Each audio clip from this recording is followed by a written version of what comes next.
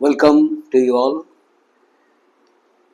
আজ আমরা যে প্রোজ পিসটা পড়তে যাচ্ছি সেটা ক্লাস 12-তে যেমন ওল্ড সিলেবাসেও ছিল, আবার নিউ সিলেবাসেও থার্ড সেমিস্টার অর্থাৎ ক্লাস 12-এর যে ফার্স্ট সেমিস্টার মানে থার্ড সেমিস্টার যেটা সেটাতেও আছে। সেই টেক্সটটা হচ্ছে strong roots by APJ Abdul Kalam. এই টেক্সটটা পড়ানোর উদ্দেশ্য এই যে এই টেক্সটটা অপেক্ষাকৃত কঠিন। Second middle part of the pros is difficult এবং এই টেক্সটটা আমি গোটাটাই পড়ব। এই টেক্সটের ফার্স্ট 4 প্যারাগ্রাফস এটা ডেসক্রিপটিভ, এটা একটু ফাস্ট পড়ব, কিন্তু তার পরের যে অংশটা সেটা রিফ্লেকটিভ বা ভাবপ্রবণ লেখা, ভাবনাপ্রবণ লেখা। ফলে সেই জায়গাটা আমি একটু অ্যানালিটিক্যাল ওয়েতে পড়াবো, একটু বিশ্লেষণধর্মী পথে তোমাদেরকে পড়াবো। তো শুরু করি video. Strong roots, this text has been taken from Wings of Fire, written by APJ Abdul Kalam, who was the 11th president of our India, and he was also a great scientist. সেদিকে ওইদিকে আমি যাচ্ছি না, আমি চলে আসি এই wings of ফায়ারের ফার্স্ট চ্যাপ্টার হচ্ছে আজকের লেখাটা স্ট্রং রুটস। এই লেখাটা, এই যে টাইটেলটা, এই টাইটেলটা কিন্তু চুজ করেছে West Bengal Council of Higher Secondary Education. Strong roots তারা টাইটেলটাকে চুজ করেছে। এই টাইটেলটা নিয়ে একটু কিছু কথা বলি। এই যে স্ট্রং রুটস, স্ট্রং শব্দের অর্থ তোমরা জানো, রুটস মানেও জানো, কিন্তু এই রুটস শব্দটা প্লুরালাইজড ফর্মে ইউজড হয়েছে। ইট ডিনোটস মেনি স্ফিয়ার্স, অর্থাৎ বিভিন্ন দিককে দেখাচ্ছে, যেমন বায়োলজিক্যাল, টেরিটোরিয়াল এবং রিলিজিয়াস স্পিরিচুয়াল। অর্থাৎ biological, that has been adapted from our parents or our forefathers, আমাদের বাবা মা বা পূর্বপুরুষের সূত্রে, জৈবিক সূত্রে আমরা যা পাই।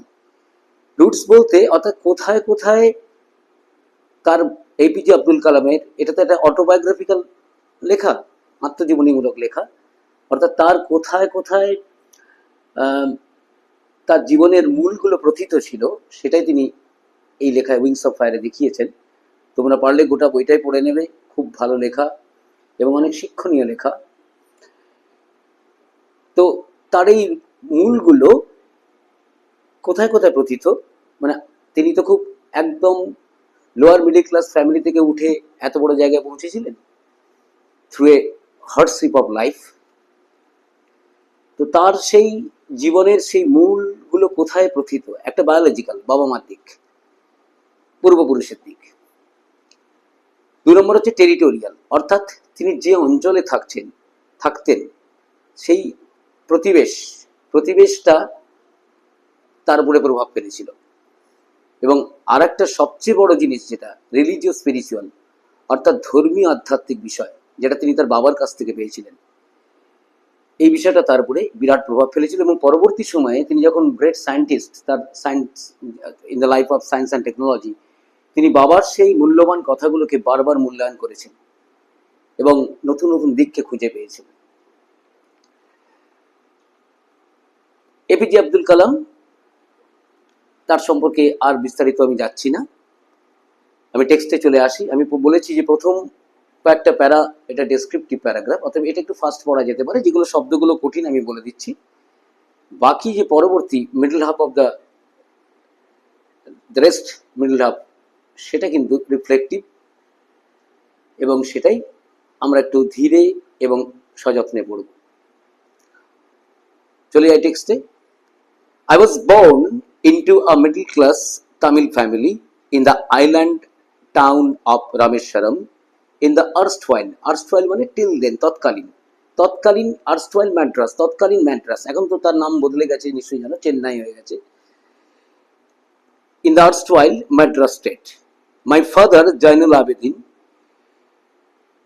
had neither much formal education nor much wealth, despite মানে বাবার না ছিল সম্পদ, না ছিল শিক্ষা, প্রথাগত শিক্ষা, despite তৎসত্ত্বেও these disadvantages he possessed great innate wisdom and a true generosity of spirit, অর্থাৎ তার এই সমস্ত প্রতিবন্ধকতাগুলো থাকা সত্ত্বেও তার মধ্যে গভীর জ্ঞান ছিল এবং যথার্থ উদারতা ছিল আত্মার।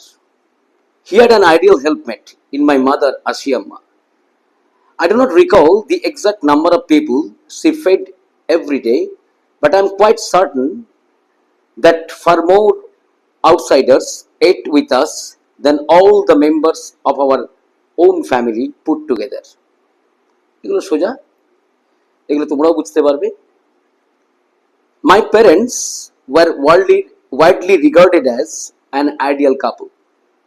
My mother's lineage মানে বংশ পরম্পরা, lineage was the most distinguished, one of our forefathers having been bestowed মানে endowed, অর্থাৎ তাকে প্রদান করা হয়েছিল, bestowed the title of Bahadur by the British.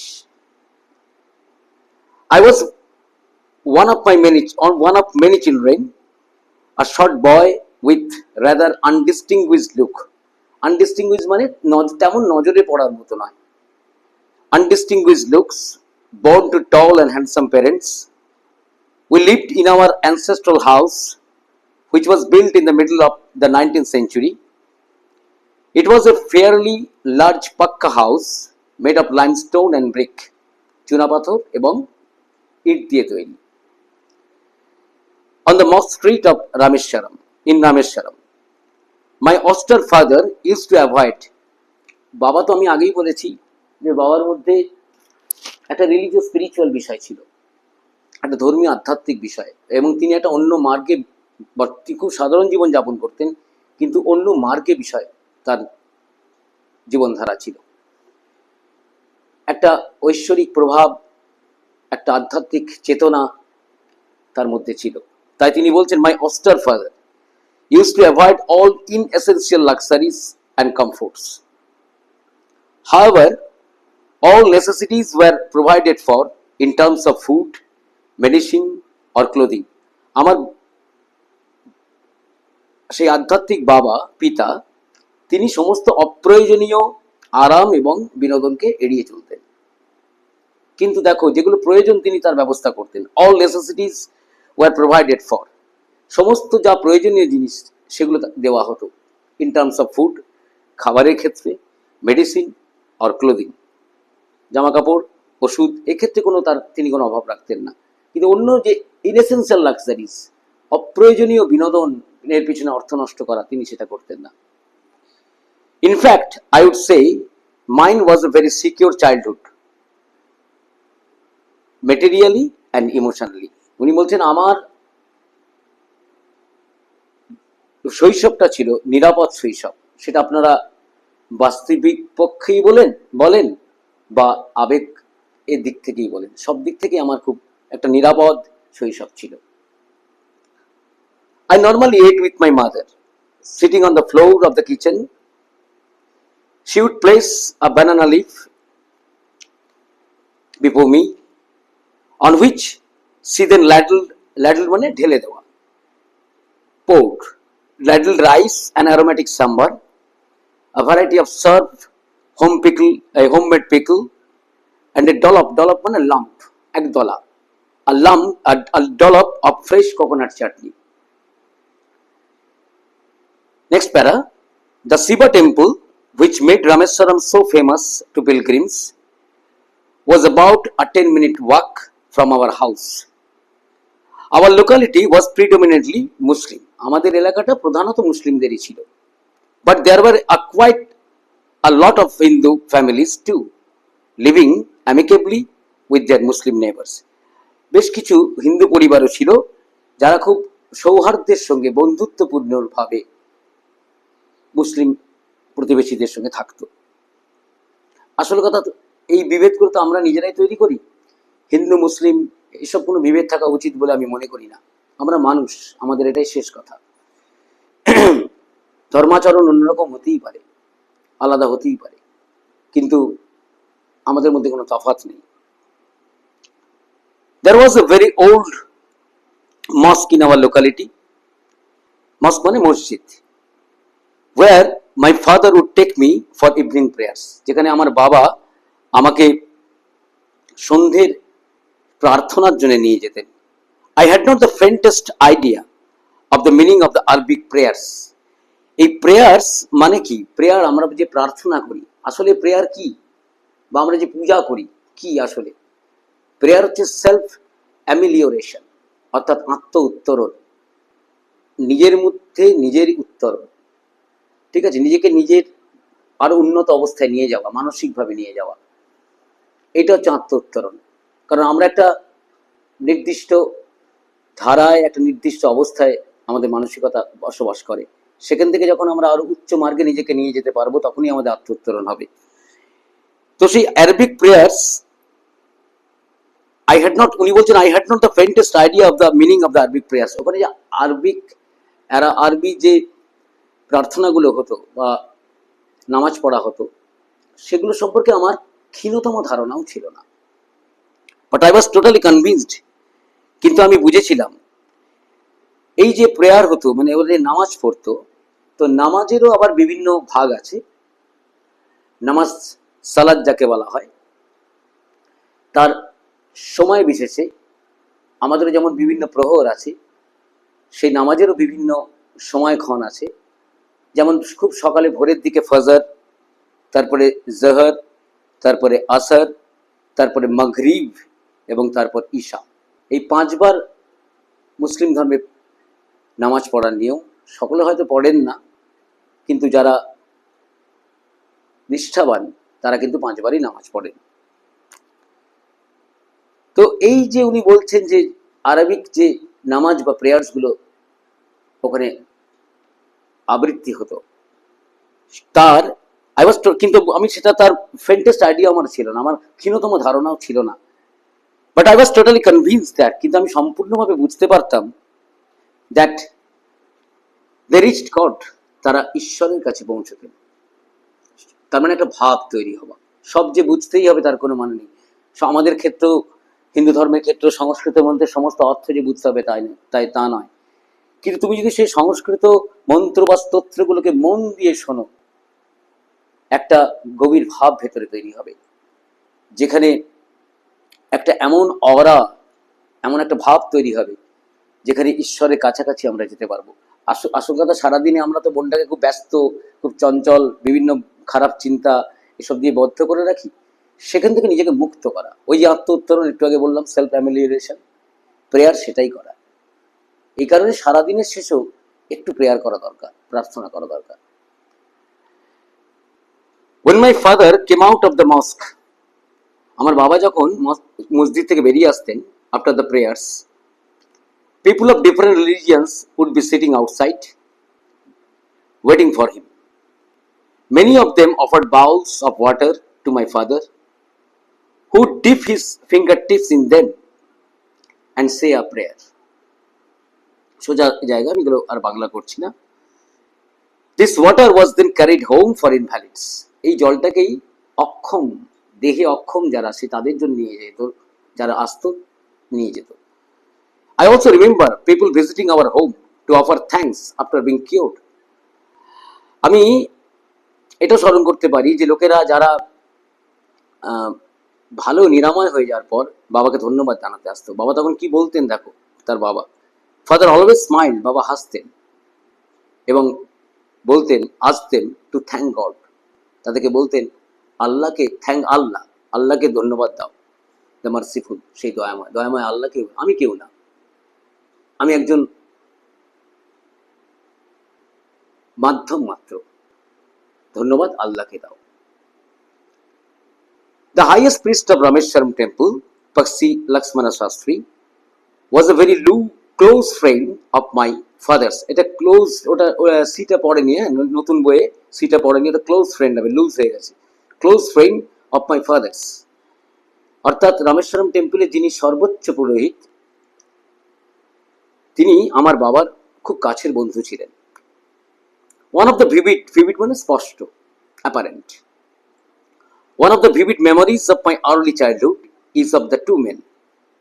অর্থাৎ আমার ছোটবেলার শৈশবের যে স্পষ্ট স্মৃতিগুলোর মধ্যে একটা হচ্ছে এই দুটো মানুষ সম্পর্কে, একজন তার নিজের বাবা, আর একজন হচ্ছেন সেই রামেশ্বরম টেম্পলের Pakshi Lakshmana Sastri. Each in traditional attire,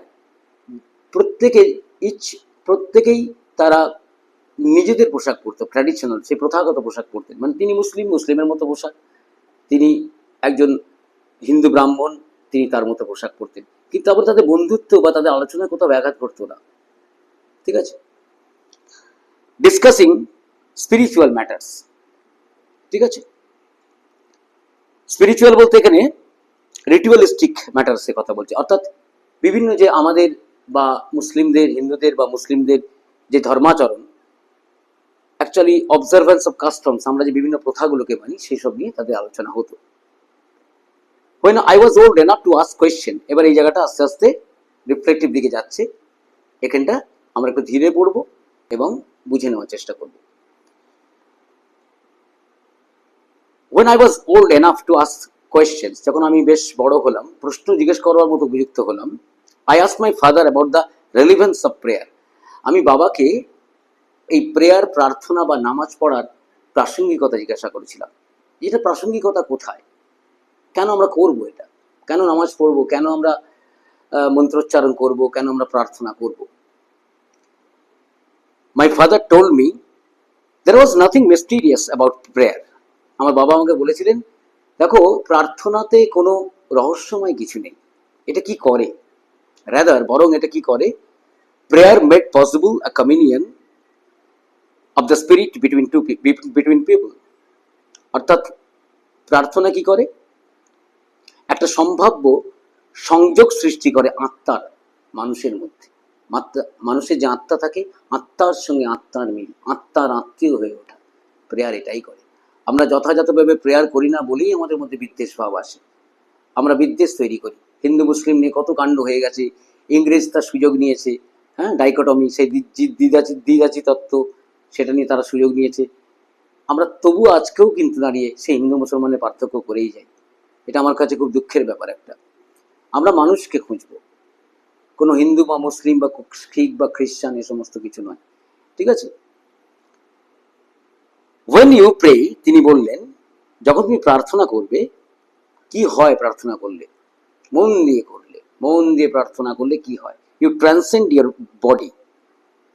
তোমার যে আমাদের এই যে পার্থিব শরীর, এই পার্থিব শরীরটা কিচ্ছু না, এটা কিছুই না, এটা একদিন নশ্বর হবে, পুড়িয়ে দেওয়া হবে, কাউকে কবর দেওয়া হবে, এটা কিছু না। আমাদের ভেতরে যে আত্মা আছে, যে আত্মার সঙ্গে পরমাত্মার সংযোগ আছে, এবং সে পরমাত্মার অংশ আমরা, সে পরমাত্মার অংশ এবং সে পরমাত্মার সঙ্গে সংযোগ স্থাপন করা হচ্ছে আমাদের কাজ। এবং যত আমরা করতে পারবো, আমাদের মধ্যে হিংসা, দেশ, বিদ্বেষ সমস্ত চলে যাবে, যত আমরা এসব করতে পারবো, ঠিক আছে। উনি কি বলছেন, ইউ ট্রান্সেন্ড ইয়োর বডি, তুমি তোমার শরীরকে অতিক্রম করবে, ঠিক আছে, and become a part of the cosmos, তুমি বিশ্ব ব্রহ্মাণ্ডের একটা অংশ হয়ে যাবে, বিশ্ব ব্রহ্মাণ্ডের অংশ, ইউনিভার্সকে তুমি যা দেবে, যা কিছু পজিটিভ দেবে, পজিটিভ হয়েই ফিরে আসবে। তুমি যা কিছু নেগেটিভ দেবে, নেগেটিভ থটস, নেগেটিভ ভাইবসই তোমার কাছে ফিরে আসবে। সবসময় পজিটিভ ভাইবস দিতে হয়, পজিটিভ কথা বলতে হয়, নিজের সম্পর্কেও বলতে হয়। আমি অহংকার করবো না, কিন্তু আমি আমার সম্পর্কে কখনো নেগেটিভ কথা বলবো না।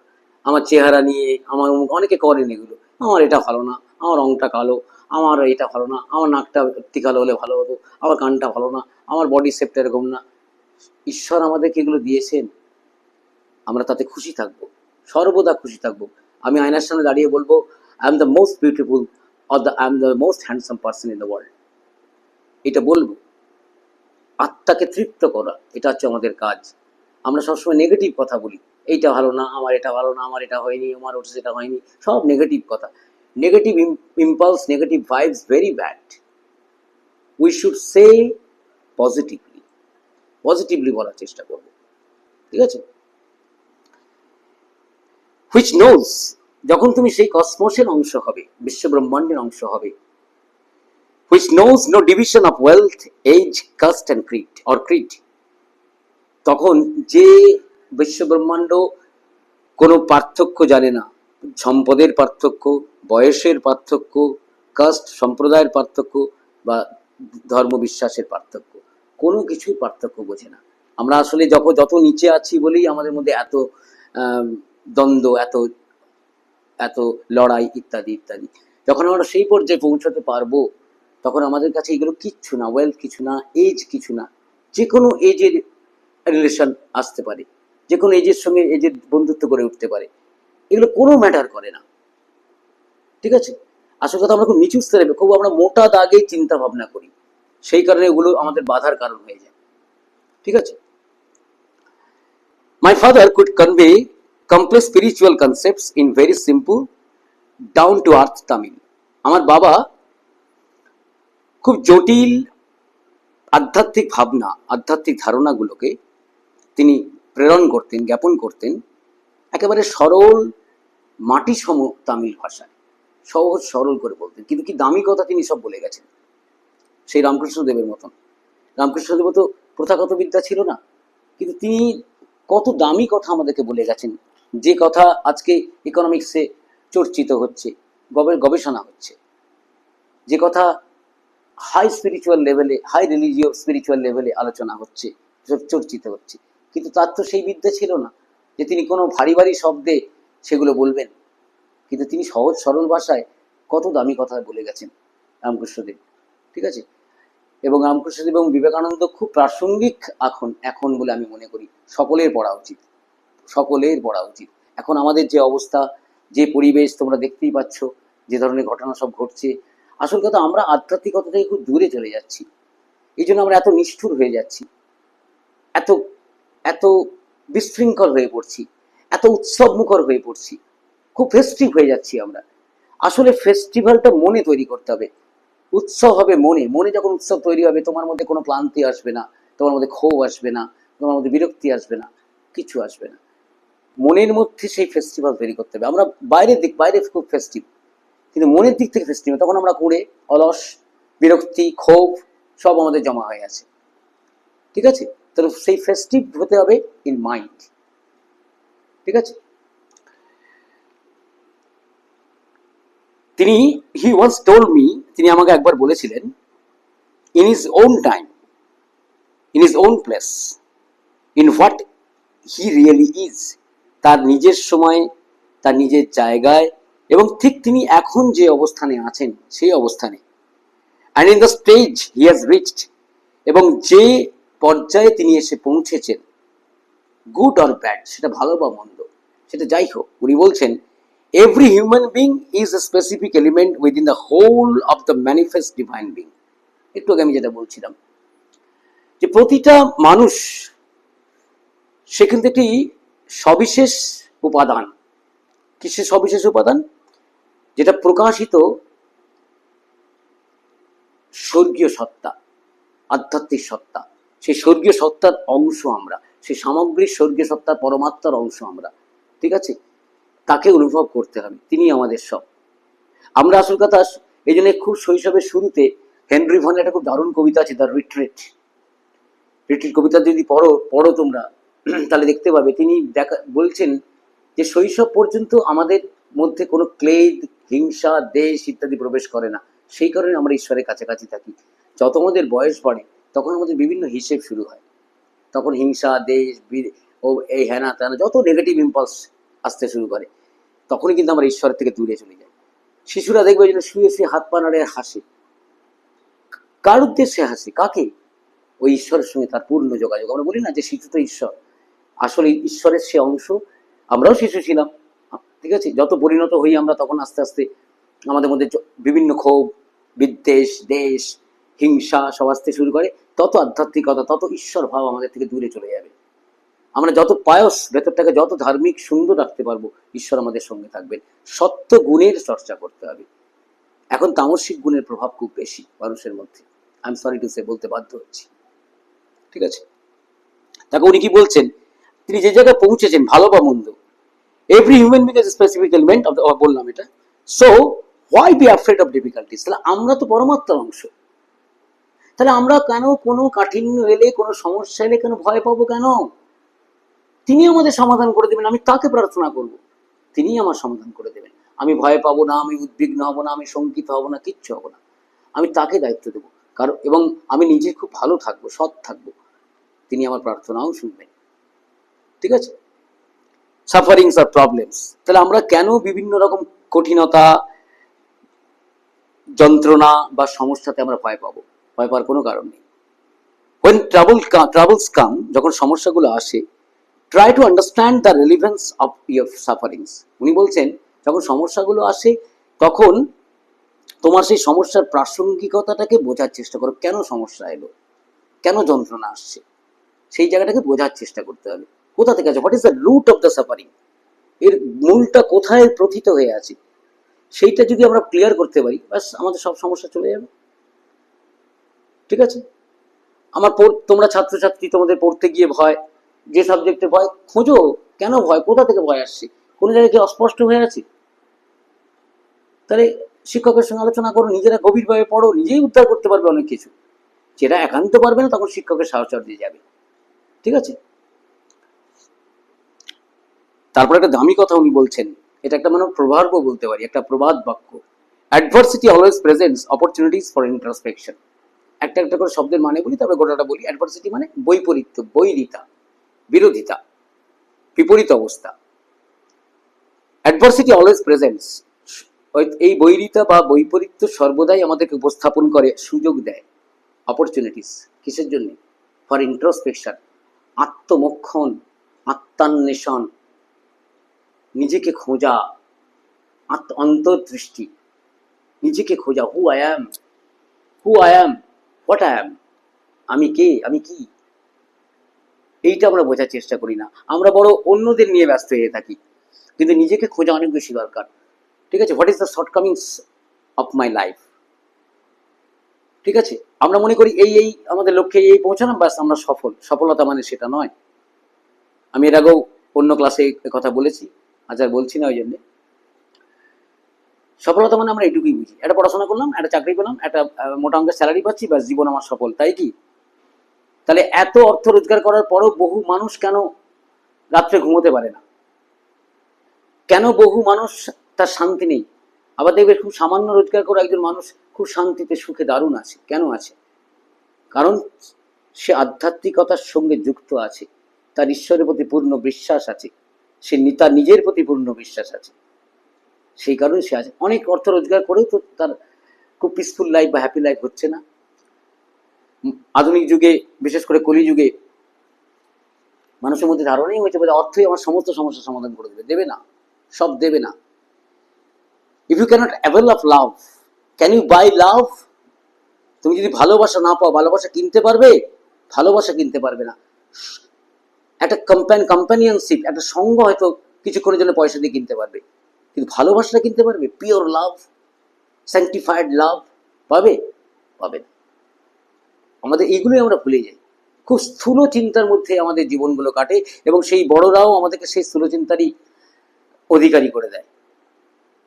কিন্তু আমাদেরকে সেই স্থূল চিন্তা থেকে আস্তে আস্তে বের করতে হবে, এবং সেটা বের করতে পারবে যত তুমি ভালো ভালো বই পড়বে। তুমি ভালো ভালো বই পড়বে। ঠিক আছে, তখন তোমার মধ্যে সেই জায়গা আসবে। তখন অন্য কোথাও দেখবে কোনো উদ্বেগ আসবে না, আশঙ্কা আসবে না, ডিপ্রেশন নয়, কিচ্ছু নয়। এখন বহু মানুষ এবং ছাত্রছাত্রীরা শুনি ডিপ্রেশনে ভোগে। কেন কেন ভুগবে ডিপ্রেশনে? তার আধ্যাত্মিক যোগের অভাব। ঠিক আছে, উনি বলছেন যে when troubles come, try to understand the relevance of your suffering. Adversity always present opportunities for introspection. যত অ্যাডভার্সিটি আসবে জীবনে, তোমার তত অন্তর্দৃষ্টি তৈরি হবে। যে খুব কমফোর্ট জোনে থাকে, তারা কিচ্ছু শেখা হয় না, এটা মনে রেখে দিই, কিচ্ছু শেখে না। ওই পড়াটাকে কোনো রকম একটু পড়লাম, লাইন বা লাইন একটু দেখলাম, কোথায় একটু নোট পেলাম, মুখস্থ করলাম, কি কমন আসবে, জীবনে শিখতে পারবে না ইংলিশ। জীবনে কোনোদিন ভাব তৈরি হবে না। যারা এভাবে শেখান তারা অন্যায় করেন, তারা অন্যায় করছেন, তারা ভুল পথ দেখাচ্ছেন বলে আমি মনে করি। আমি আমার গ্রেট টিচার্সদের কাছে, আমি নিজে টিউশন পাইনি কোনোদিন, কিন্তু আমি আমার কলেজ বা ইউনিভার্সিটিতে গ্রেট টিচার্সদের কাছ থেকে এগুলো শিখেছি। ঠিক আছে, ওইভাবে সস্তা দিয়ে কোনো জিনিস পড়াশোনা হয় না, কোনো জিনিসটা হয় না। তোমাকে অ্যাডভার্সিটির মধ্যে দিয়ে যেতে, জীবনটাও তাই, যত অ্যাডভার্সিটির মধ্যে দিয়ে যাবে তত জীবনে শিখবে। অ্যাডভার্সিটিকে ভয় পাওয়ার কোনো কারণ নেই। Try to conquer it, and if you have the wish to conquer it, you must conquer. তোমার যে ইচ্ছে থাকে তাকে জয় করে বেরিয়ে যাবে, তুমি জয় করবেই, এটা মাথায় রাখবে। কিন্তু আমরা যে পালিয়ে বেড়াই, কমফোর্ট জোনে গিয়ে থাকি, আরাম আরাম আরাম, আরামে থাকি, আমার এটা কেউ করে দেবে, আমার নোটটা কেউ লিখে দেবে, আমাকে ওটা কেউ ছোট করে পড়িয়ে দেবে। নো, নিজে টেক্সট পড়ো, বারবার পড়ো, বারবার পড়ো টেক্সটগুলোকে। আমি এটাই বলি, বারবার বারবার পড়ো। তারপর অসুবিধা হবে, আমি আছি তো, আছি তো, যেখানে অসুবিধা হবে আমাকে, যারা আমার ক্লাসে আছো আমাকে প্রশ্ন করবে, যারা ইউটিউবে দেখবে আমাকে, তারা আমাকে মেসেজ করবে, কোনো ব্যাপার নেই, নির্দ্বিধা নিঃসংকোচে মেসেজ করবে, কোনো চিন্তা নেই, আমি উত্তর দেবো, সব উত্তর দেবো। নেক্সট প্যারা, why don't you say this to the people, এটা এপিজে আব্দুল কালাম বলছেন, why don't you say this to the people who come to you for help and advice, যারা তোমার কাছে সাহায্য এবং উপদেশ নিতে আসে, তুমি তাদেরকে এই কথাগুলো বলো না কেন? তুমি যেমন আমাকে বলছো, তুমি তাদেরকে বলো না কেন? আই আস্কড মাই ফাদার, আমি বাবাকে জিজ্ঞাসা করেছিলাম, তখন তিনি কি করলেন দেখো, he put his hands on my shoulders and looked straight into my eyes, তিনি আমার কাঁধে হাত রাখলেন, সোজা আমার চোখের দিকে তাকালেন। For quite some time he said nothing, বেশ কিছুটা সময়ের জন্য তিনি কিছু বললেন না। অ্যাজ ইফ হি ওয়াজ জাজিং my capacity to comprehend his words, ঠিক যেন তিনি পরীক্ষা করছেন, বিচার করছেন যে আমি তার কথাগুলোকে উপলব্ধি করতে পারবো কিনা, ওই জন্য আমার চোখের দিকে তাকিয়ে আছে। ঠিক আছে, এপিজে আব্দুল কালাম তো তখন শিক্ষায় অনেক উন্নত, বাবার থেকেও তো অনেক উন্নত, কিন্তু তবুও বাবা তাকে দেখছেন যে তুমি কি সেটা গ্রহণ করতে পারবে আমি যেটা বলবো, বিচার করছেন। যখন বুঝলেন না ছেলে পারবেন, তখন তিনি বলছেন, then he answered in a low deep voice, তারপর তিনি একটা নিচু কিন্তু গভীর স্বরে আমাকে উত্তর দিলেন। কি দিলেন এবং কি বলছেন দেখো APJ Abdul Kalam, his answer filled me with a strange energy and enthusiasm, তার উত্তর আমাকে এক অদ্ভুত শক্তি এবং উৎসাহে ভরপুর পরিপূর্ণ করে দিল। তিনি বলছেন, whenever human beings find themselves alone, যখন মনুষ্য জাতি নিজেকে একা অনুভব করে, অ্যাজ এ ন্যাচারাল রিয়াকশন, স্বাভাবিক প্রতিক্রিয়া হিসাবে সে কি করে, they start looking for company. এটাই জীবনের সবচেয়ে বড় ভুল। একার সঙ্গে থাকার খুব প্রয়োজন, একার সঙ্গে নিজের আড্ডা দেওয়া, একাকিত্বের প্রয়োজন আছে। একাকিত্ব না থাকলে কখনো মানুষ শক্ত হয় না, মানসিকভাবে শক্ত হয় না, তার মধ্যে সৃজন আসে না, সৃষ্টি আসে না, একাকিত্বের খুব প্রয়োজন আছে। ঠিক আছে, তা উনি কি বলছেন দেখো, যে যখনই মানুষ কোনো একা থাকে, স্বাভাবিক প্রতিক্রিয়ার স্বরূপ সে সঙ্গ খুঁজতে শুরু করে, যে কোনো একটা সঙ্গ পেলেই হলো। কিন্তু সেই সঙ্গ কি আমার সত্যি আনন্দ দিচ্ছে? সেই সঙ্গ কি আমাকে সত্যি কোনো একটা বিশেষ মার্গে পৌঁছে দিচ্ছে? আমরা বিচার করি না, সঙ্গ খুঁজতে হবে একজন। আমি অনেককে দেখেছি, হ্যাঁ, একা একা থাকতে পারি না, তাই এদার ওদার যেতে হবে, এখানে বসতে হবে, ওখানে আড্ডা দিতে হবে। কেন? গিয়ে কি হবে? সেখানে কি উচ্চ মার্গের আলোচনা হচ্ছে? এটা কি সেই গ্রিসের অ্যারিস্টটল, সক্রেটিস তাদের আড্ডা, যেখানে হাই লেভেলের আলোচনা হচ্ছে? কিছু হচ্ছে না, পরনিন্দা, পরচর্চা, রাজনীতির চর্চা, এতে তো কোনো আত্মোন্নতি হবে না। ওই যে সেলফ অ্যামিলিয়েশন বলেছিলাম, আত্মোন্নতি হবে না। এই আত্মোন্নতি খুব প্রয়োজন। আজকে পূজা আর্চা অনেক বেড়েছে, কিন্তু আত্মোন্নতির দিকে মানুষের মন কিন্তু নেই। তাহলে এইরকম ভয়ঙ্কর ঘটনাগুলো বারবার ঘটতো না। যাদবপুরে যা ঘটে গেল, আরজিকর মেডিকেল কলেজে যা ঘটলো, ঘটবে না। তার শুরুটা করতে হবে এই ছোট বয়স থেকে, ছাত্র জীবন থেকে। ঠিক আছে, তাহলে এই ধরনের ঘটনাগুলো ঘটবে না। একটা পড়াশোনা করলাম, একটা নম্বর পেলাম, একটা নিট বা কিছু দিয়ে একটা সফল হলাম, অমুক হলাম, চলে গেলাম, দিয়ে ভাবলাম না কিনা হনু, আমার বাবা মা ভাবছে আমি কিনা একটা হনু হলাম, কিচ্ছু হয়নি। ঠিক আছে, আরজিকরের প্রিন্সিপাল সেটাই প্রমাণ করে দিল যে শুধু শিক্ষা মানুষ তৈরি করে না, শুধু পুঁথিগত শিক্ষা মানুষ তৈরি করে। ব্রিলিয়েন্স, খুব ব্রিলিয়েন্ট ছাত্র ছিল বুন্ডু, ওই ব্রিলিয়েন্সের কোনো মূল্যই নেই, কোনো মূল্য নেই ওই ব্রিলিয়েন্স। ওটা কোনো ব্রিলিয়েন্সই না, ওটা পুঁথিগত বুদ্ধি, আসলে তার কোনো বুদ্ধির বিকাশই হয়নি। ওই লোকটার প্রিন্সিপালে কোনো বুদ্ধির বিকাশই হয়নি, ঠিক আছে?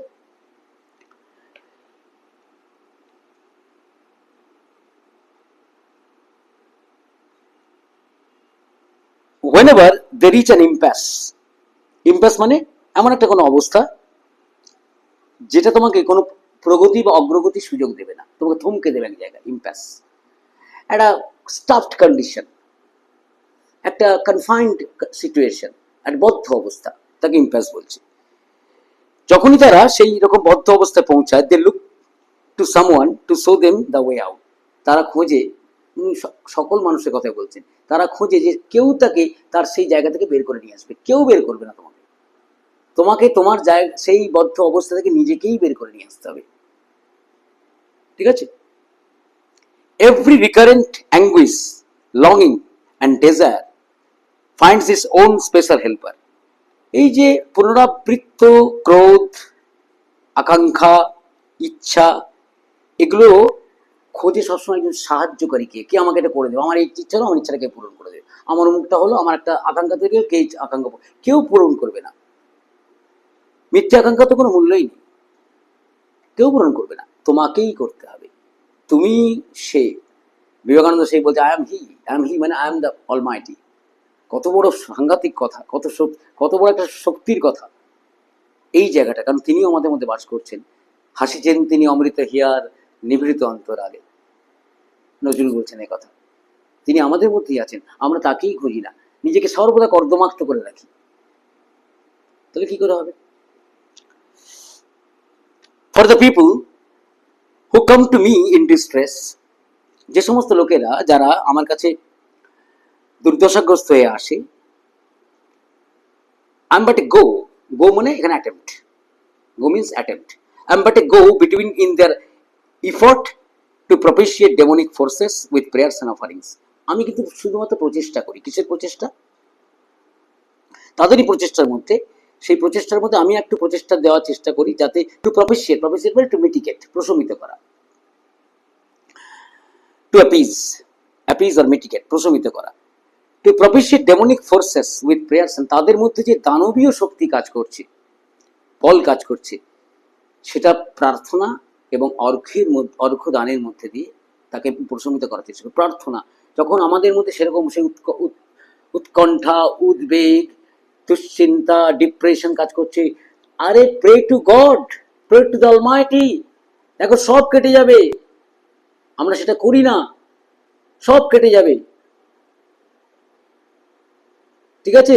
ওই স্পিরিচুয়াল, ওই হেভেনলি পাওয়ার তোমার কাছে আসবে, তুমি সব জয় করতে পারবে। কিন্তু আমরা বড়ই ভয় পড়ে, আমরা আজকে তো ছাত্রছাত্রীদের দেখি তারা ভীষণ পরনির্ভরশীল, সব ব্যাপারে পরনির্ভরশীল। ইভেন আমার মেয়েকেও দেখি তাই। আমি শুধু অন্যদের কথা বলবো কেন, আমার মেয়েও তাই, পরনির্ভরশীলতা এসে যায় কোনো কোনো ক্ষেত্রে। কেন? নিজে খোঁজো, নিজের শক্তি অনেক গুণে বেড়ে যাবে। This is not a correct approach at all. উনি বলছেন এই যে আমি যেটা করে দিই প্রেয়ার্স এবং অপারেশনের মধ্যে, তাদের সেইটাকে প্রশমিত করার চেষ্টা করি, এইভাবে প্রশমিত হবে না। তাই কি করতে হবে? উনি বলছেন this is not a correct approach, এটা কিন্তু একটা সঠিক পন্থা নয় at all, and should never be followed, এবং এটাকে অনুসরণ করা উচিত না। তাহলে কি করতে হবে? One must understand the difference between a fear-ridden destiny, vision of destiny, and the vision that enables us to seek the enemy of fulfillment within ourselves. খুব কঠিন জায়গা এগুলো, ভালো করে বোঝার দরকার। উনি বলছেন একজনকে অবশ্যই বুঝতে হবে সেই তফাৎটা। কি তফাৎ?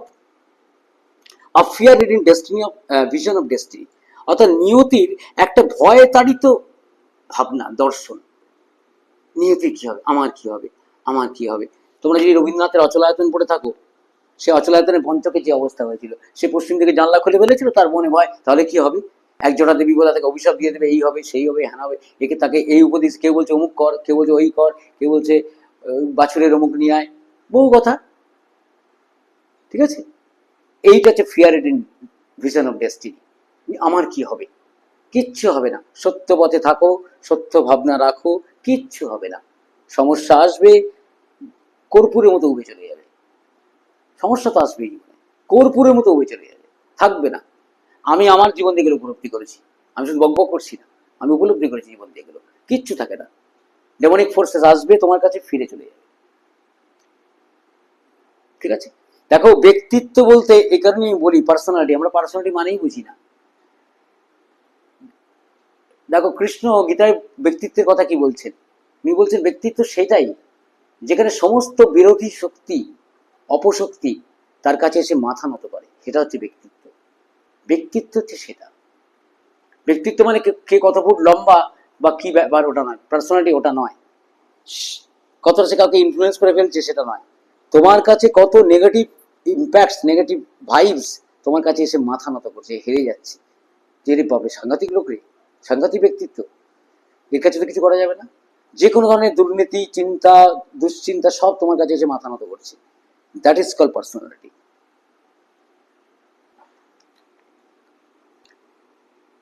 তাহলে ওই একটা নিয়তির ভয়ে তাড়িত একটা দৃষ্টিভঙ্গি, that and the vision, আরেকটা দৃষ্টিভঙ্গি that enables us to seek the enemy of fulfillment within ourselves, আরেকটা যেটা আমাদেরকে সক্ষম করে সেই শত্রুকে আমরা ডেকে নিই, চেয়ে নিই, যেটা আমাদের মধ্যে পরিপূর্ণতার ইচ্ছাকে তৈরি করে। সেটা আমাদের শত্রু।